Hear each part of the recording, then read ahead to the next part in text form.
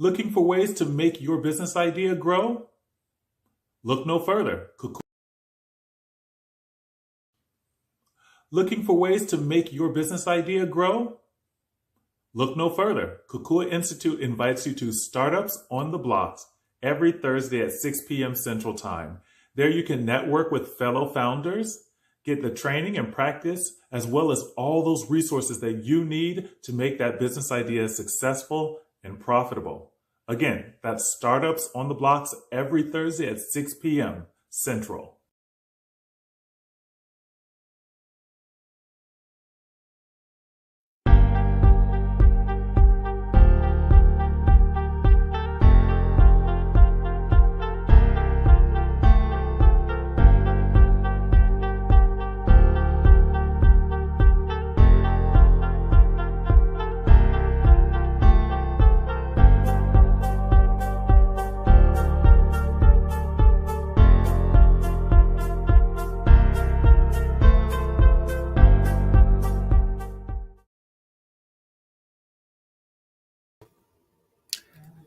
Hello, everyone. It is 7 o'clock Central Time, and we are here for Startups on the Blocks Founders Best Practices. My name is Lloyd Richard Jr., filling in for Lloyd Richard Sr., who's normally leading this show and leading Startup on the Blocks. Thank you so much for your participation. Our guest presenter today is Randall Laveau, and I'm going to bring him up to the stage. How are you doing, Randall? Good. Thank you for having me. Thank you for being here. Your background with Boss Startup Science is going to be so vital. I got a chance to interview Marty back about a month ago, and to have you come in to specifically talk about the Pre-Accelerator program is going to be a real treat. So thank you for being here. We're going to do a quick introduction of Startup on the Blocks and what we're doing, and then we'll dive right on into your presentation. But you mind staying on for the review? Absolutely. Awesome. Thank you so much.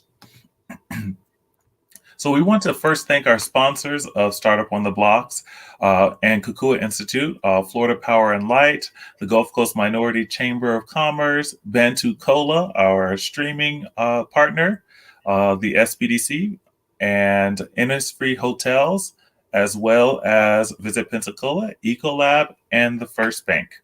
We would not be able to run without these amazing organizations donating their time, money, partnership, expertise to what we're doing here at Startup on the Blocks.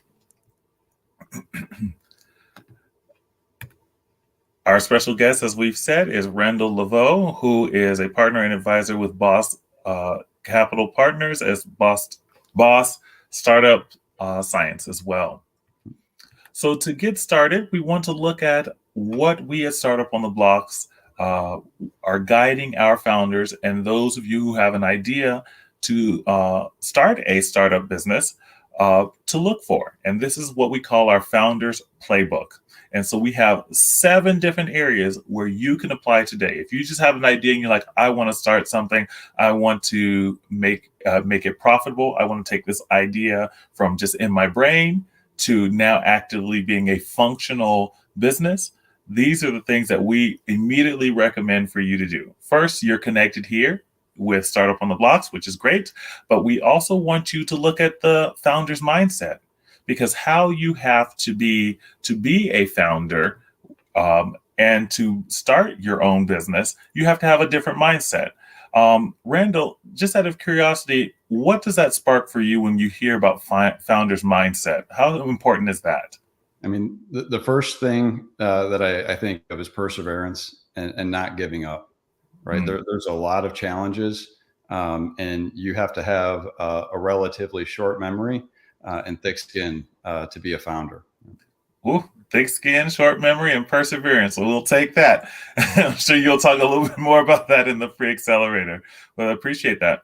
Then you learn startup methodology. So another thing that's kind of interesting as a person who comes in as a layperson of startups is that the methodology is a little bit different from starting a traditional business, because the idea of a startup is that you're not just selling a product or a service, you're actually selling your business. Sometimes you're selling literally your idea. And so as we think about that, and as you think about your specific idea, you're going to put so much work in developing it, but we also have to think of the end strategy. And so Marty came on about a month ago and we talked to him from Boss Startup Science. And that was one of the things that we really took us away from. And he's like, oh yeah, I'm planning the exit strategy right from the very beginning. And I think that was such a cool idea to kind of put into framework. So we are going to dive into that. Definitely we'll talk a little bit more about that through the presentation. The other thing that I want to point out is number 3, enroll in startupschool.org and with startupscience.io. And Kukua Institute and Startup on the Blocks is so excited to have a partnership with Boss Startup Science, and they've given us a code to take your Pre-Accelerator course. So you see the code there is Kukua, KUKUA. And so you go to startupscience.io and you enter your code, and you will be able to have access to these same services that Randall is going to speak about today. So I wanted to show you a few of those things. Another thing I will leave it at is number 4, the F6S, create a profile on F6S for your idea, is invaluable. The moment you become an LLC, even when you're not an LLC, there's so many services that businesses have, like Google and Microsoft and Dropbox and you name it, that give you free services to work on your idea and work on your startup. So you have help out there. The United States government wants you to build businesses. They want people of color to build businesses specifically because they're so marginalized in our current work stream. So here's an opportunity to step forward and dive in. And I can't wait for you all to see and hear more about that. Now, one or two more slides here. I want to show and just highlight some of our Founders of Color launch program attendees. These 10 people have been chosen along with other people to work within them within their startups as groups to build projects over our 90-day startup pre-accelerator or our 90-day accelerator program, which we are calling Founders of Color Launch Program. And so I hope some of them are online today because some of them have taken your pre-accelerator course, Randall. And so I know that they'll have a lot to say about that because they just talked about it on their Monday meeting. So I would love for them to be on and definitely be vocal in the comments. We also have a plethora of mentors that are listed here. All of them are assigned in one way or another directly with one of the startups or indirectly as far as specific services like legal services or accounting services. So we have so many people there to assist you. Even if you're in a niche field, we have people there to assist you. So we just want to thank all of our mentors for taking their personal time out to work with each of our accelerators as they are participating. So first, Lloyd Sr. says, thank you for supporting Startup on the Blocks, Randall. So there's already a big shout out there. Well, thank you. It looks like Sam Graber is in. I'm excited, so excited. Randall is with us tonight. He's blowing our minds in this pre-accelerator. So this is one of the people who's currently in your class. So Dr. Sam, thank you. Dr. Sam, thank you for joining us tonight, Dr. Sam. I can't wait to hear even more input from you and others who've taken the course. So, Randall, now the floor is kind of yours a little bit, but I would love for you to start before you jump into your presentation, just to tell us a little bit about your connection with BOSS, Startup Science, and your background. Yeah. So I started my career in sales. Had a tough time in sales with quotas. Always wanted to make more than I was allowed to make through the quotas. So I pursued a career in marketing, leveraged that into a consulting career, and eventually became a CMO at Magento Commerce. At the time when I was a CMO there, we were with eBay Enterprise and being divested out of eBay Enterprise by private equity. So at about the time, we were about 100 million. Within 3 years and the private equity support, we were able to sell that company for 1.8 billion to Adobe, which was very exciting. Throughout that process, I was able to meet my partners, and we went ahead after that and launched Boss Capital Partners. It's an investment syndicate, and we focus on high-tech companies. Our thesis originally was to focus really on Series A companies, and being operators ourselves, not having really come from the investment side, we were really involved in the day-to-day operations and building the company the right way. What we noticed when we got into the investment realm is that a lot of companies who were identifying themselves as a Series A company or raising a Series A, Series B round weren't at the operational maturity of those types of companies.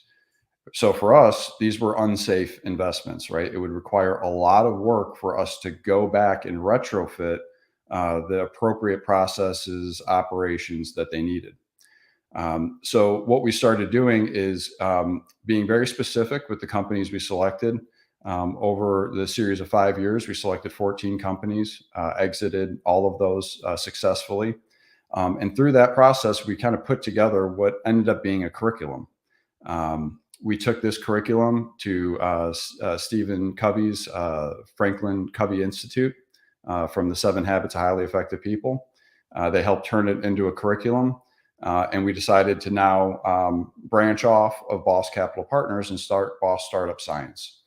And really, the founders and I came from, we didn't have a lot of resources coming up. We were very poor, have neurodivergence, ADD, dyslexia, things like that. So it was very difficult for us. And we realized that the thing separating the companies that were investable from the companies that weren't was knowledge. It wasn't something magic. It wasn't money.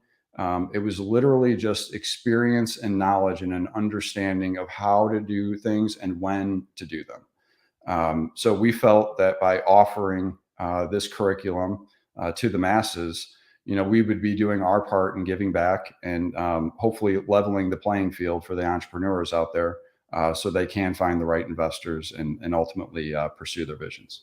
That's awesome. That's awesome. And it seems like you have a few fans. So I'm already posting up here. Quinn Bro says Randall is awesome. Glad he's sharing tonight. So I think you already got a cheerleading squad back behind you.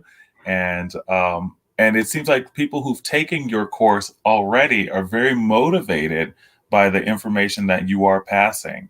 So I'm going to go ahead and bring up your slides if you don't mind, and you can kind of dive in. One of the things I will encourage while we're bringing up the presentation is I want you to all to really engage Randall with questions in the comment section, whether it be on Facebook or on Hopin. If you hear something that you need explained further, if you have specific questions, if you have a comment and you say, "Oh, I was there too, I experienced that," let us know. And Randall, I definitely throw out some questions to people in the audience. They seem to be a bit active today, so we love that. We want participation. This is a live show. We want to talk live on top of it. So I'll bring up your presentation here, and I want to let you just get started here for yourself. Cool. And thank you, Quinn, for that comment. Quinn is an unbelievable entrepreneur with a great idea. And, I think he's going to be extremely successful. So that means a lot coming from you, Quinn. And I see Carlos and Dr. Sam. So this is really cool. All right, I will jump in. I talked with Lloyd Jr. before, and Marty and I presented some similar slides. So I cut some of the intro slides out and kind of jumped right into it. What I want to focus on today is our pre-accelerator, but really what the purpose is of the pre-accelerator and some of the benefits that I think you as founders could derive from it. So as I mentioned, we have the investment syndicate. Through that investment syndicate, we had the opportunity to review thousands of pitches and are still doing thousands of pitches per year, whether it be pitch competitions, whether it be our own deal flow. So we've seen a lot of what is kind of going wrong, with founders, especially within the ecosystem. And one of the things that has really bugged us for more than 10 years now, I think it's going on 15, this 90% failure rate has existed. And I just think back 10, 15 years ago from a technological perspective, culture perspective, things were a lot different. And it's unfortunate that we've made this many strides, but yet businesses still continue to fail at a 90% clip, which is terrible. So we wanted to dig deeper, right? Because understanding how much they fail or how often is one aspect, but why are they failing? What we uncovered were 5 common reasons for failure. What you'll notice, though, of these common reasons, the purple ones, the ones with the stars in them, those are leading indicators. The green ones are lagging indicators. And so what that means is a lagging indicator is an outcome. It likely was a result of something else. And in this case, it's these leading indicators, right? So we want to focus on the leading indicators, what is causing the failure rate, and believing that by doing that, the lagging indicators will take care of themselves or be in the good position to. So the 5 reasons, and I'll start with the lagging indicators, are overvaluation and running out of cash. this is something that, especially if you're a growth company, meaning you're taking on outside capital or outside investment, you have to be very protective of the equity that you have. Not only that, but you have to be very protective of the valuation that the company has. Investors typically expect a 3 to 5x return on their investment. So if $1 million investment is made, the assumption is that $1 million investment should turn the company into a $3 or $5 million company. So as entrepreneurs, we need to be thinking about that, right? When we take on the money, are we using the money in the right way so that we could achieve the return that the investors are expecting, which is going to prevent us from getting to overvaluation. Running out of cash. I'm gonna pop in right here, Randall. I'm sorry, I know you're doing such a great job. For those people who've been a part of our pitch competitions, they know me very well for interrupting them. So this is not anything. But I want to bring this up because the last 2 weeks ago, we had a guy on, Mario McLaughlin, who's working with Sabina in our accelerator right now. And one of the main conversations that he was coming up against was that green one, running out of cash. So he had started already 1 or 2 businesses, and then he was like, oh, well, we had to stop. We were in the middle of an accelerator and we had to just stop what we were doing because we just ran out of cash and we couldn't afford to keep working on it anymore. Can you speak a little bit about the factors of that and how we can kind of circumnavigate that, just in a short, brief way? I mean, I could put it extremely brief. The reason that you're running out of cash typically is you're not making the right decisions. It's as simple as that. The right planning leads to the right decisions, leads to you being able to predict and forecast, right? Which will prevent you from running out of cash. And so the leading indicators to running out of cash would be selecting the wrong market. If you select the wrong market, you're going to put your cash towards objectives that are going to pan out to nothing, right? Because you're not in the right market. If you don't have the right exit strategy, you don't know how to scale yourself across the life cycle. One of the things that we do with an exit strategy is we look at it like, why would you start something without knowing where you eventually want to go? If you have a place to go and you've never been there before, you get in your car, you use the GPS, right? You enter in the destination you want to go to, and then you're given options in terms of how to get there. We look at it the same way. Why would you start a company without understanding where you eventually want to end up? And when you do that, it allows you the ability to reverse engineer, meaning scale back and understand the milestones you need to get to in order to understand if you're achieving your ultimate goal. Awesome. That's awesome. Thank you. I will not let you speak much more on that, but I think these are things that as people are speaking in the comments and bringing up things, I definitely want to hit on that because that was 2 weeks ago. That wasn't something a long time ago. And based on your chart here, it seems like these are common occurrences that happen in starting up a business, in a startup. Yes, definitely. And a big one there is following that advice. And we're guilty of this as founders, unfortunately. It's not the people giving us the advice. I don't know many people or any really that are out there attempting or trying to give founders bad advice. The founders are setting up the people who are giving them advice inappropriately. And what I mean by that, and what I believe one of the key benefits of the accelerator or the pre-accelerator is to help give you the context of your business, of your situation, so you can inform your advisors the right way, allowing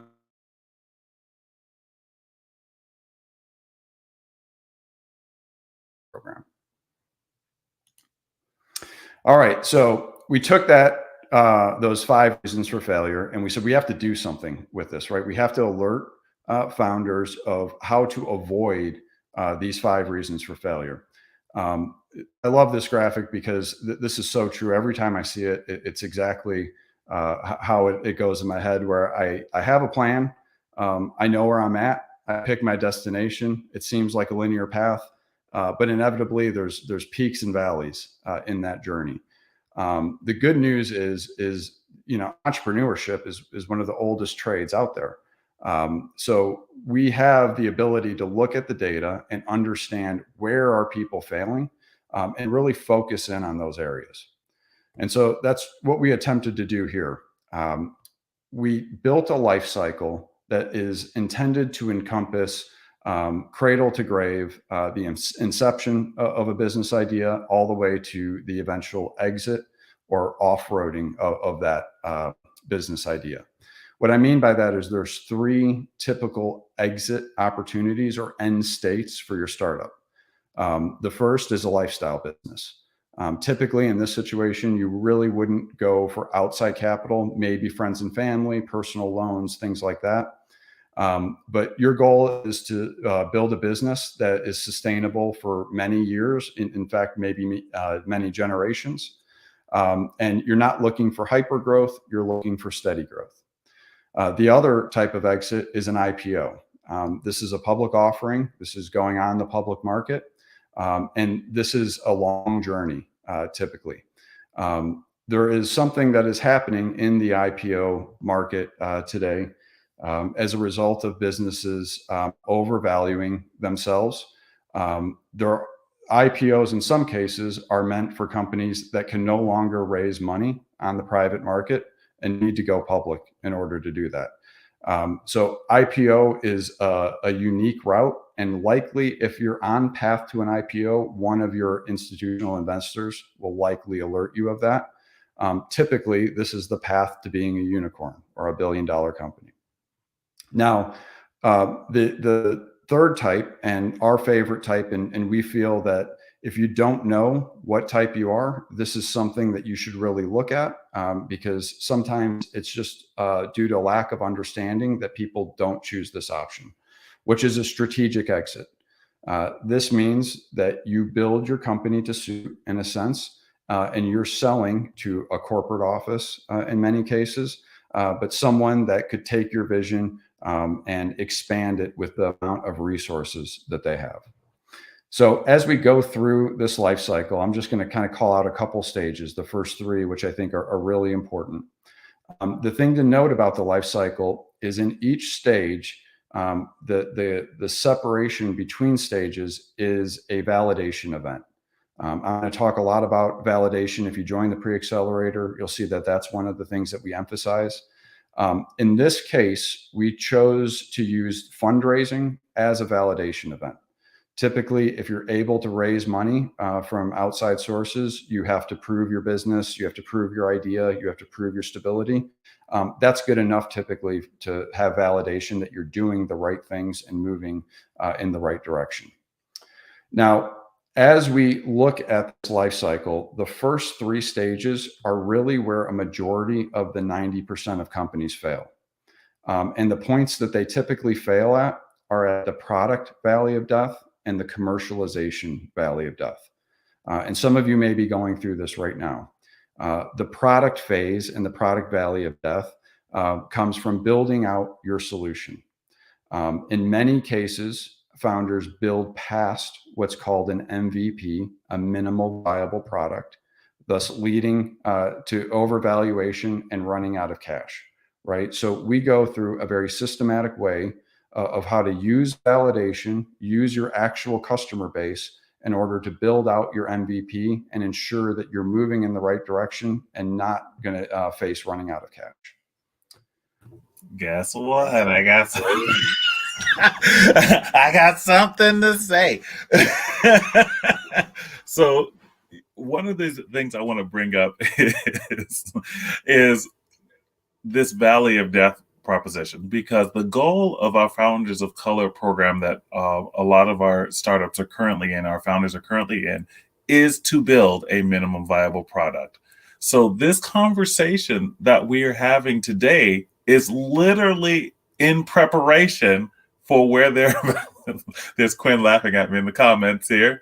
but it's literally to build and prepare them for this first valley of death that you're using as a euphemism for this, because we need to see what's on the horizon. So our 10 product our 10 groups that we have going through our accelerator right now, this is the time to really focus in on what Randall is trying to say, because he's building you and talking with you in that space of where we're going. The other thing I want to say, I want to bring up, is you use fundraising as a validation. And I think that was the first time I've heard that in the 2 years that we've been doing startups on the blocks. And so I would love for you to just take a brief moment to kind of talk about what that looks like, because some of our startups have done that really, really well, or they've already stepped into that phase and they earned some amount of capital. And even Mario, who I mentioned from 2 weeks ago, did that exact same thing. He had raised money and or had gotten government or NGOs to be interested in the work that he wanted to do in Africa, but ended up like rejecting it, or some people earned it and it was like it was just wasn't enough, so I just didn't take it. Or, so talk a little bit about that fundraising aspect, because I as a layperson am assuming about in this 90-day period of accelerator, that is going to be one of the aspects they're going to have to tackle. Yeah, definitely. I mean, so in terms of fundraising and using that as a way to validate that you've moved or are ready to move to the next stage, you think about how you as a founder could get validation right now. There's listening to what people say, right? Research that you do and things like that. But the best validation is our customers and our investors, right? Because those are the two things, if we're a strategically led company, that we need to grow. When you go to raise capital and you're either doing it through non-dilutive forms, which would be like government grants, loans, things that you don't have to necessarily give up equity for. Crowdfunding is another option. And especially when you have equity-based fundraising, you have to show your business to them. You have to convince them that you have something formidable, not only based on the past, but based on the current and your ideas for the future, right? So if someone's willing to give you money, a customer or an investor, typically they're showing that, they're validating, they're speaking with their wallet. Awesome. Thank you so much for that. I'll try not to interrupt you again, but sometimes you be spitting these facts and it's hitting home. Quinn, Carlos, and Dr. Sam could tell you I could talk. So if you don't stop me, you never know. We'll be on here all night. Okay, so those are the two valleys of death. I'm not going to focus as much on the commercialization valley of death, because really a majority of the failure comes at the product valley of death. A commercialization failure, which commercialization essentially means I now have a product and I'm going to take it to the market and I'm going to go to market, sell it, whatever have you. If you did not do things right in the product valley of death, or let's say you selected the wrong market, you're inevitably going to fail at the commercialization valley of death. So as you move forward, a lot of the things become lagging indicators to the leading ones before them. All right, so I'm going to get into the validation point, but I want to just touch a little bit on that journey that I listed out, the life cycle, and I'm going to go back to that. It's a 5-year journey, and these are some things that you need to account for, and the reason why we made this a 5-year journey. You have forces from both ends working against you, essentially. When you get to the point where you're out in the market getting validation, raising money, and especially when you get to the point that you're going to market and you've started to launch your brand, so people are aware of it and visible to it. Typically, there is between 1 and 3 years for a competitor to build parity, so to copy exactly what you've done. Now, this is coming, from the startup side. That's for someone, a new startup chasing you and potentially doing your idea better, faster, whatever it may be. On the other side, from the acquirer side, you have potential acquirers out there who have extensive R&D departments with people sitting around waiting for projects to take on. So the second you make that announcement, right, you've now got the attention of the potential acquirers, and they may be able to build your solution rather than buy it, right? So we want to be on an aggressive timeline for that reason. Now, because there's such an aggressive timeline, we need to have a very strong foundation. 5 years, although in one perspective it could seem quick, in another perspective, that's a long time. That's an entire presidential cycle, presidential election cycle, which markets typically change around election cycles. Things like COVID, there's outside influences potentially working against you.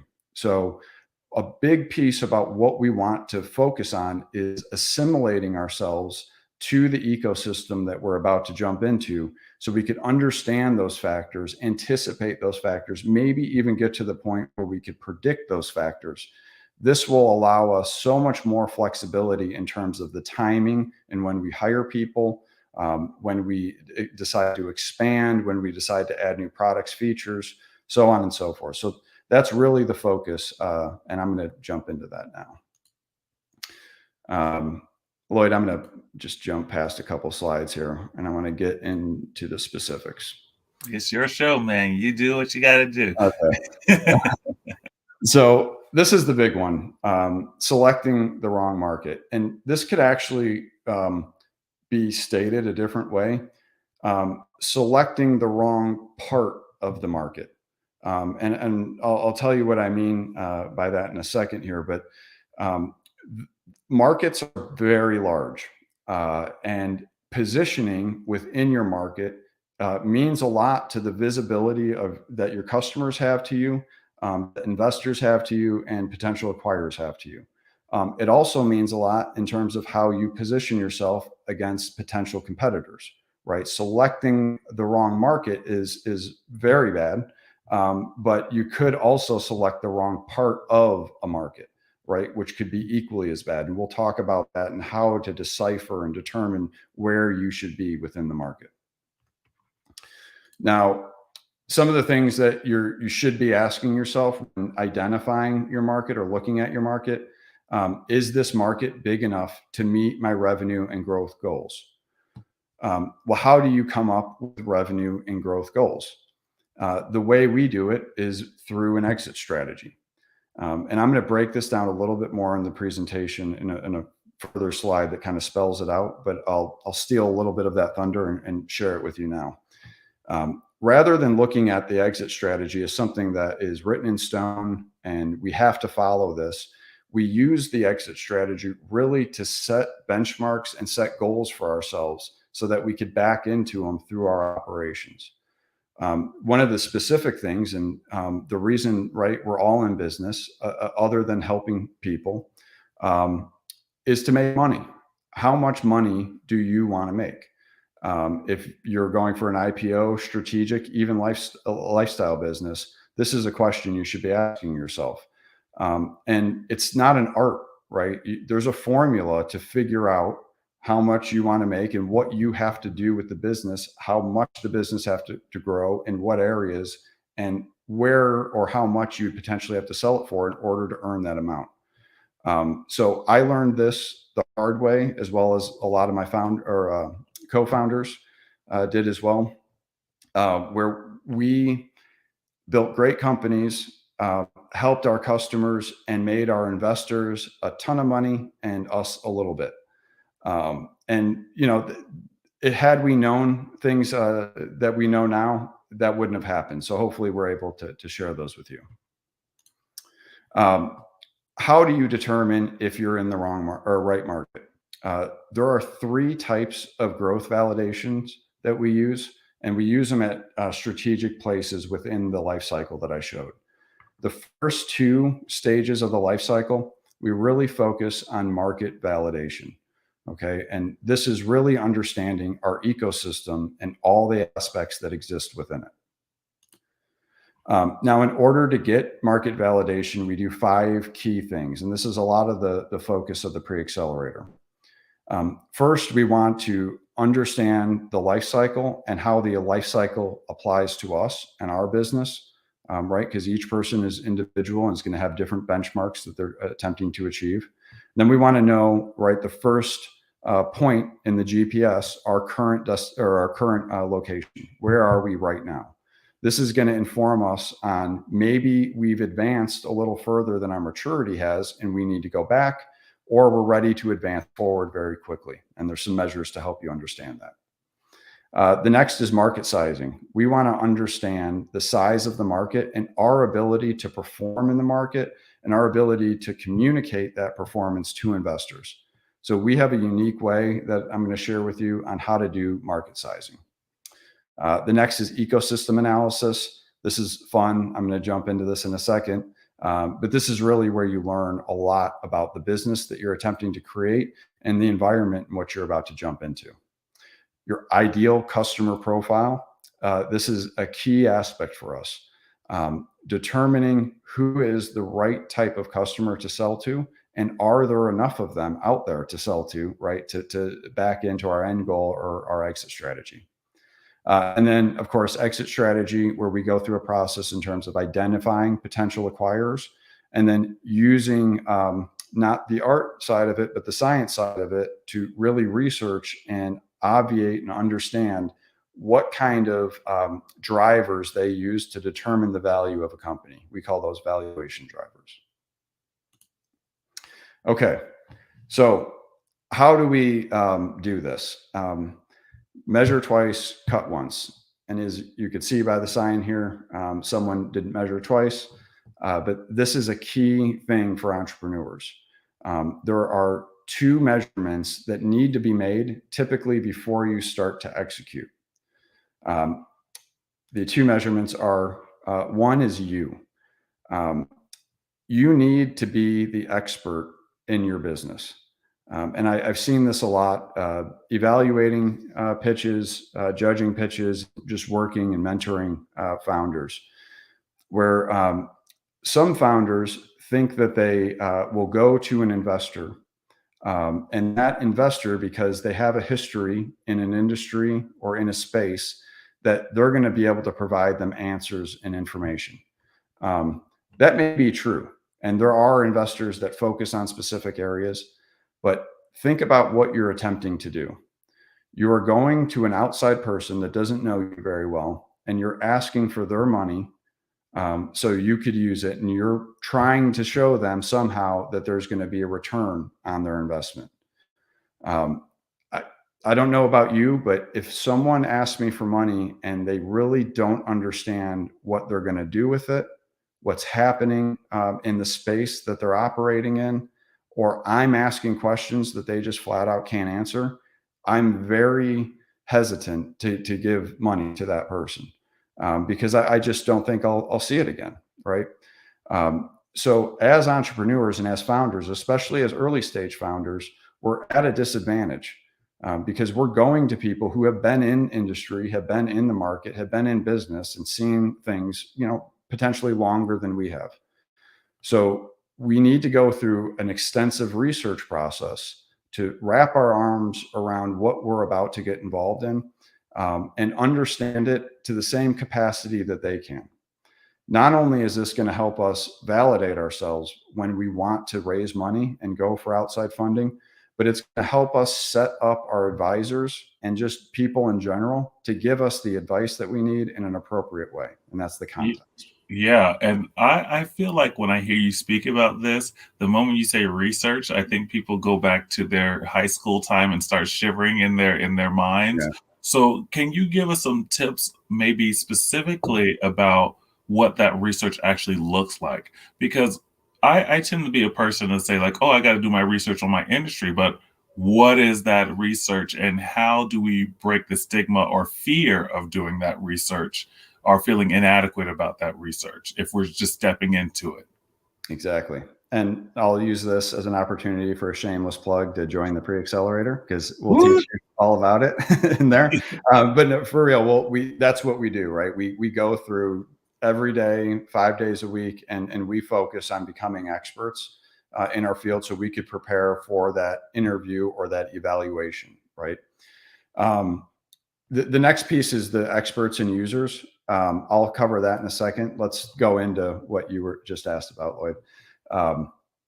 Okay, when we talk about research, this is something that you should not fear, right? Because think about, I think I use this analogy in the pre-accelerator. The way I look at this and the mindset, right, going back to what you said earlier, Lloyd, that I try to take on is full of excitement. And I think back to when I went to college my freshman year, and I was so excited to go to that school. I went to University of Nebraska.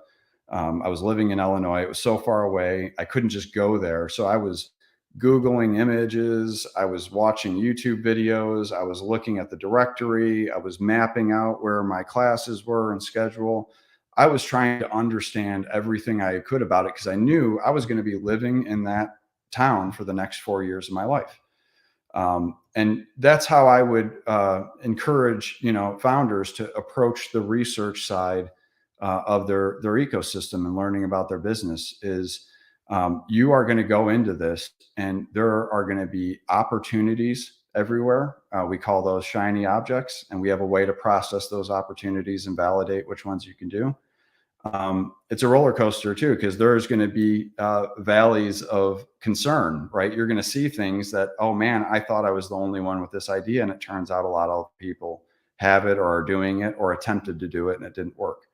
But what I say to that is it's just as important to qualify out as it is to qualify in. We can't be so bullish about our idea that we're going to make a square peg fit in a round hole. Sometimes it's just not going to happen. However, as we look at the ecosystem and open ourselves up to other ecosystems, we can potentially find positioning for ourselves and our product. Now, based on where you position yourself, that's going to dictate and determine how much your end state's going to be, right? When you do the research in the ecosystem and you look at your eventual acquirers, you may want $100 million at the end of your business, but if you see that businesses are only being bought for 40, 50 million, it may not be possible, right? So I like to go in eyes wide open, completely understand to the best of my ability what I'm walking into and approach it with excitement, right? Because I'm about to disrupt this market is how I'm thinking about it. Yes, well, you are disrupting my consciousness with this slide here because there's so many things on here. I feel slightly overwhelmed. So can you kind of jump into that, what this looks like, maybe demystify what we're visually seeing? Yeah, so this slide is wild because this is the marketing vendor ecosystem. So if you have a marketing product and you are selling marketing services, you are listed on here. This slide is from 2018, and there were 5,000 vendors at the time in this ecosystem. And now it's probably doubled, I imagine. I looked for the 2022 one and they have it, but it's so small that you really can't decipher anything from it. I would have to continuously zoom in. Okay, so why am I showing this? You think about you as a founder, you have an idea. One of the biggest things that we want to avoid is falling into a sea of sameness. Meaning we look and sound just like everyone else. That's a tough thing to do when you are potentially in an ecosystem with 5,000 competitors, all vying for the attention of your customer. Right, there's a lot of takeaways that we could get from this ecosystem slide. One, I think there was a study that said each person gets hit with 20,000 advertisements a day. It may be even more if you're a marketer in this case, or a CMO. So nonetheless, this is big, it's intimidating. But there's a lot that we could learn from it, and a lot that we could start to identify where we fit in our positioning. Before I move from the slide, the thing I want you to see here is there are segments within this ecosystem. Companies like Salesforce.com sit in almost all of these categories. And if you look for the blue bubble, you can kind of see where they are. That is considered a platform, right? They have multiple features. They work in multiple segments. They consolidate many abilities or objectives into one platform. That is a very common thing to see in ecosystems today, and a very common thing that founders are attempting to do. In business, there are cycles that happen where things get bundled, then unbundled, then bundled again. An example and classic example of this is the iPhone.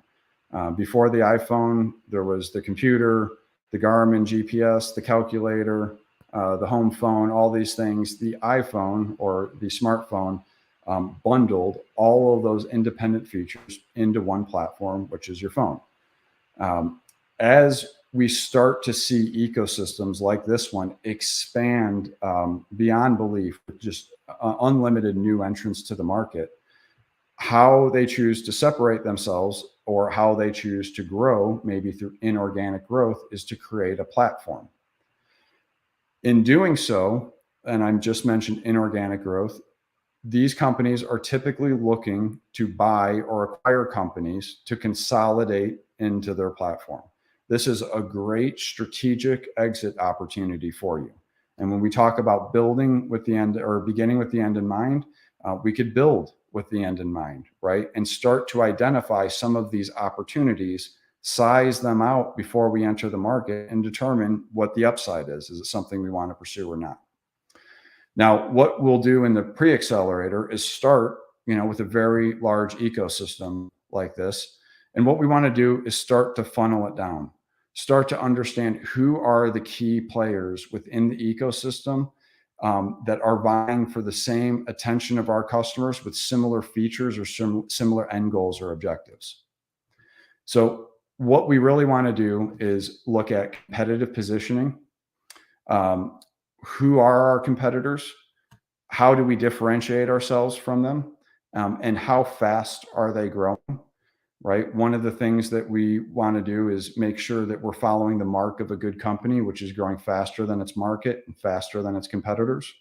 So it's important to understand their growth rates and then kind of peek into what they did to achieve those growth rates. ICP, customer positioning. This is very important, especially in relation to an exit strategy. I've been talking about the strategic exit. Typically, there are market drivers that influence acquisitions. In an expansion play, meaning the acquirer or acquiring company is trying to expand within their current market. So you look at the acquirer, they have a customer. That customer has a wallet with $100 in it. All the services that they have earn $50 of that $100 out of the wallet. If they buy your company, right, and you add your customers and the features that you have to their customers, they may be able to get $60 out of that wallet. That's worth sometimes hundreds of millions of dollars on the market in terms of an exit or acquisition. Now, the other opportunity is potentially an exposure. Your acquirer is attempting to expose themselves to a different market. In this case, we don't want to have the same customer as them, because likely what they're going to do is buy our customer base from us, right? This is going to be how they inorganically grow and enter a new market.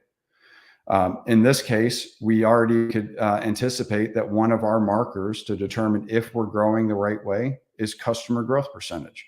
How much of the market share have we captured? And is that going to be attractive enough for an acquirer to buy us because of it? The next thing is partner positioning. So the easiest way to do this is if I've identified a competitor and they have a partner, a partner of yours is a partner of mine. I want to list them as a potential partner and see about pursuing something like that. Same with exit positioning and exit strategy. right? We want to look into the market and understand what features, what products are in demand, and how easily can they be built or replicated so we know how fast we need to move. Okay. Lloyd, how much time do I have left? Rookie mistake. We can go up to we can go up for another about 20-25 minutes, but I would like to give some time for questions for Okay. people. And one of the things I wanted to kind of bring up in what you were saying before is that kind of time frame, the time frame of doing all of these things that you're talking about, of like 5 years to really solidify what's going on with your startup. I think when we initially start, we don't kind of talk about the long-term time frame in that kind of way. But I think it's important for members of startups on the blocks to really hear that and say like, oh, let me think a little bit further out than just what am I doing right now. Have some sort of saying like, what do I expect my startup to look like in 5 years from now? What do I expect to be happening? And I just love the explanations that you've been giving. One of the things I do want to bring up before you dive into this next topic is about the time frame for the pre-accelerator. Because one of the things I'm initially getting now, you're dropping information, and this is not even the pre-accelerator. So, like, what does a member of Startups on the Blocks, what can they expect from the pre-accelerator as far as time commitment and work commitment? Yep. So this might be able to help. I skipped some slides. This slide deck is available. I'll make sure Lloyd Jr. and Senior has it and can distribute it. And join the pre-accelerator because we go over all that stuff and more. So I apologize for advancing. No, you're great. Past a couple, but in terms of the pre-accelerator, right? It's a 2-week pre-accelerator. We meet 3 days a week, typically Monday, Wednesday, and Friday. Those meetings are workshop meetings. What you're going to experience in those workshops is myself, I lead them and go over stories, examples. I try to read between the lines, right, of the curriculum and of the coursework. And also, the ability to answer questions, right, in real time. On top of that, we have office hours on Tuesdays and Thursdays. We realize that sometimes you're just heads down working, and you may have a quick question you need. So I make myself available most of the day, Tuesday and Thursdays. People could just hop on, ask those questions. And then we have one-on-ones. So this is just the way I like to work. It's better if I can understand your business, your motivations, and it really helps me to be able to direct and guide people in the right direction. So I know a lot of the founders like to take advantage of those, and those are good. What happens in the pre-accelerator? So you are going through a curriculum, and it's what you see up here on the screen. It didn't render quite well in Module 6, but there are 6 modules. We offer the curriculum online, so you log into a portal. Each course has a read, watch, and listen section, which is the theory, right? The education. This is kind of like teaching you what you need to know about that. And it's in a format that you'd prefer watch, listen, or read. And then underneath the watch, listen, and read, we have a toolkit. And what the toolkit is taking the information that you just watched and learned and asking you to apply your business to the questions in the tools. What that's doing is developing your application for a accelerator. So at the end, by going through the tools, going through the courses, meeting in the workshops, if you need extra assistance, the end of the 2 weeks, you will have a completed application. You will then be presented a database full of accelerators. if one isn't in there, we have more than 3,000, but if one's not in there, we make an effort to put them in there.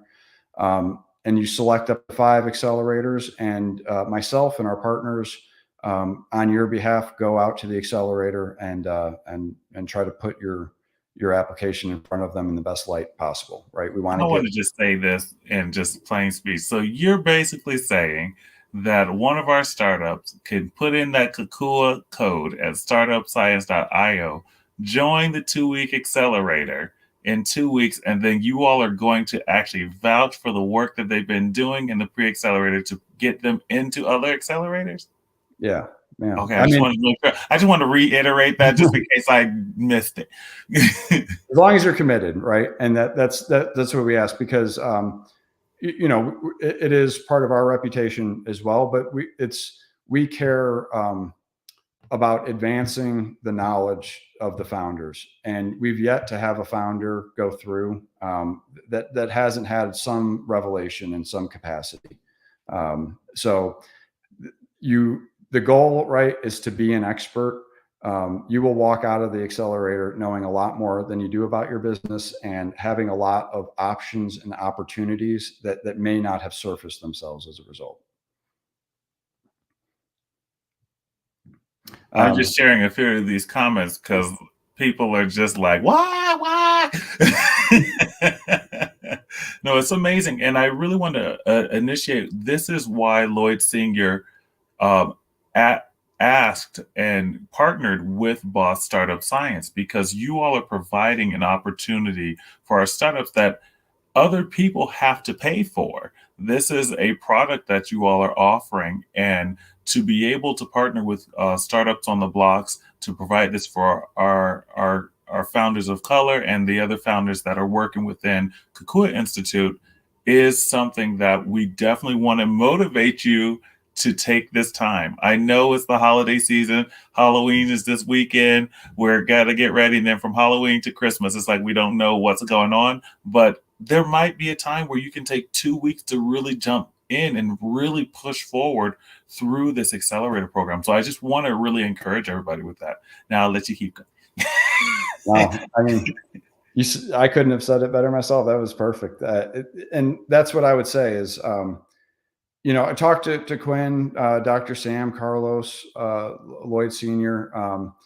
We really care about doing this, and it's fun. We enjoy doing it, and we're trying to build a culture and a community of people that are selfless. And I always say this. You have to figure out ways to be comfortable being uncomfortable. And there's no better way to do that than to know that other people are going through the same thing you're going through and providing help and assistance to each other. So I'll leave it at that. Yeah, no, that's a community. And so because we are a nonprofit, Startup on the Blocks is a nonprofit conglomerate of Kukua Institute, that's what we're trying to build. We're here for community. You're not meant to be an island unto yourself. We actually want to support you in what you're doing.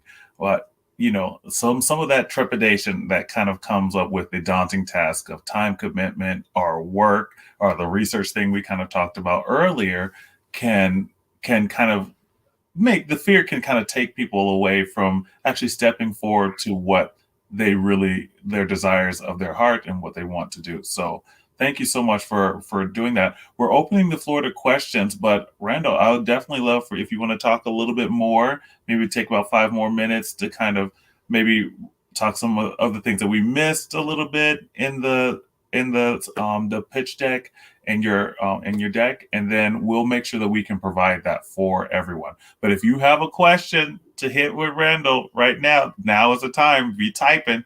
I'll get as much in as I can. I would say this too, to piggyback off what you were saying, and I thought of this as you were talking, is you may be sitting there saying, I'm not ready for this, or I may need to do some stuff in preparation for this. There is zero judgment, right, when you come into the cohort. And we accept people who just have an idea and literally nothing written down, to people who have revenue and are out there already selling the product and service. And we've experienced cohorts where we've had both of those people in the same cohort and worked beautifully, right? They were able to actually help each other a lot, having different perspectives. So we will take care of everything for you, right? The education, the tools, the templates. I try to make myself available 24/7, and it's just about helping people, or what I said to Lloyd Senior the other day: people helping people. That's what we're trying to do. So no fear about joining. You can come at any point. We have accelerators starting every 2 weeks on a Monday. So next week we have one kicking off, and then 2 weeks after that, up until the Christmas timeframe. I think we're the last week we're taking off, but we're going through the Thanksgiving break. We're going to take 3 days off, and we extend that accelerator to be 3 weeks to account for the Thanksgiving. So yeah, there's no issues in joining. And I would say talk to Quinn and Dr. Sam and Carlos if you have any questions on the specifics, or you can call me. I'd be happy to talk to anybody. And Lloyd Senior, Lloyd Junior, I'd be happy to be a mentor outside of the program to help people if they don't have time for the program now, maybe want to do it next year. I can make myself available for that too. I will definitely make sure that is passed forward to the proper channels. Thank you so much, Randall. We appreciate that. Sabina has a question for you here. Do you normally work with tech companies? Does this help those with physical products as well? Yeah. We typically work with tech companies on the investment side. So you'll see a lot of the curriculum and information maybe leaning more towards the high tech side. But that's not to say we don't help physical products as well. There's someone in our, or was in the last cohort with a medical device, a heart rate wearable medical device for heart rate monitoring. And we could help with that as well. Restaurants, professional services, consulting. The initial building blocks of a company are very similar. I mean, you even look at a restaurant compared to a tech company, while it manifests itself differently, they have the departments typically from service to product, or the cooks and the food, and so on and so forth, right? So you could translate a lot of that. And I think it's pretty agnostic in the way that this is helping you to be able to withstand evaluation and withstand an unforeseen obstacle or crisis, right? Building this foundation is extremely important. As you advance throughout the life cycle, there are going to be niche areas and specialists that you want to absolutely tap into. And that's what we hope to do through the accelerator or the pre-accelerator, is identify your market, help you identify the niche opportunities, right? There are specific accelerators for sports performance, for restaurants, for high tech and computers, right? We could help you identify those right people and then be able to withstand their evaluation, having the right context to be able to present yourself. And my understanding with Sabina's particular startup that is dealing with getting health, food, and medicines to people through holistic kind of health, people in other countries and in other continents like Africa as well. And so hearing that, I kind of want to piggyback off this question about international influence. So say someone's startup deals with international commerce or sales, or has a product that can be used internationally. How does a startup kind of prepare? I know you said everyone kind of starts the same. Is there something that they need to specifically focus on in these early stages? Yeah, so I can give you a great example of this. The medical device founder who was in our last cohort, she, through the ecosystem, was able to identify some really cool things. One, she identified a competitor that's been in the market for 10 years. As she continued digging, she realized that they had just entered the market a couple years ago into the United States market. Why did they wait 7 years into their journey to enter the United States market. So that got her thinking, allowed her to expand and start asking questions, right? She now had the context to be able to go to people and say, why was this happening? She learned that the FDA process for her device would take 3, sometimes 5 years. So for that reason, she was now able to see that this company, who's doing great in America, she could not actually compete with them. And in fact, her business may not even be able to start in America. So that allowed her to expand her ecosystem. We identified India. India does not have the same FDA process. She can go pilot her product out there, get her initial customers.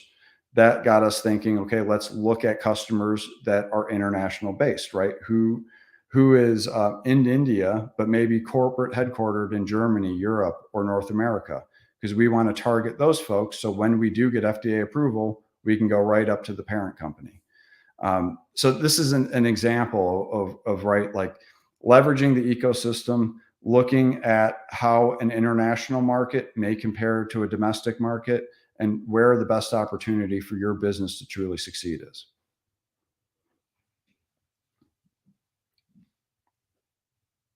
So as you can see, I'm sharing now the code again, so that way we can all jot that down. If you're even hesitating to think about it, or you're like, well, what is it, just in case? Oh, I missed it. Whoop, whoop, whoop. Go back. There it is. Where if you're hesitating to think about it, here it is. Boom. Kukua, right at the top of the page, startupscience.io. Put it in your phones, put it in your laptops, put it in your tablets, put it in your computers, put it in whatever device you can get onto it to participate. I want to make sure that everyone has that information and opportunity as well. Any more questions? I think we're going to wrap it up here. But, Randall, I always love to kind of end our presentation with some words of encouragement, some things that you feel personally motivated by, that you would love to pass on with our viewers and our founders. Don't give up. You can't fail if you don't give up. And if this is a hard journey. But you think about why you're doing this and put that front and center in your mind. Guy Kawasaki says there's 3 reasons to start a company: to preserve something, to make people's lives easier, or to right a terrible wrong. Really hone in on that, right? Your product and your idea is likely important, and the world likely needs it. Stay focused and don't give up. And if you feel like it, please, or ever feel like giving up or stopping, or it's hard, there are people out there to talk to, me included. And I'd be happy to talk to anyone individually, about that. Absolutely, Randall. Thank you so much. We will definitely take you up on your mentorship offer as well. You're doing so much, and just seeing the comments today, just bursting with so many positives to your work specifically, and the selflessness that you're bringing into an industry that people would not think would be that way, I think is really important. And I just want to commend you for that. And we look forward to working with you all even more in the future. All right. Thank you so much. And I'm so excited to meet everyone. And hopefully I get to speak with each of you individually. Excited. Thank you, Lloyd Jr. and Lloyd Sr. Appreciate it. Well, thank you. And thank you all for tuning in to Startups on the Blocks today. Tune in next week. We have even more speakers. And if you are part of the Founders of Color Accelerator program, or you are just interested now hearing Randall speak the gospel of startups, and you're ready to jump in that pre-accelerator, by all means, definitely join in startupscience.io and use the code Kukua to begin your training. Have a great evening, everyone, and thank you again for tuning in. Thank you.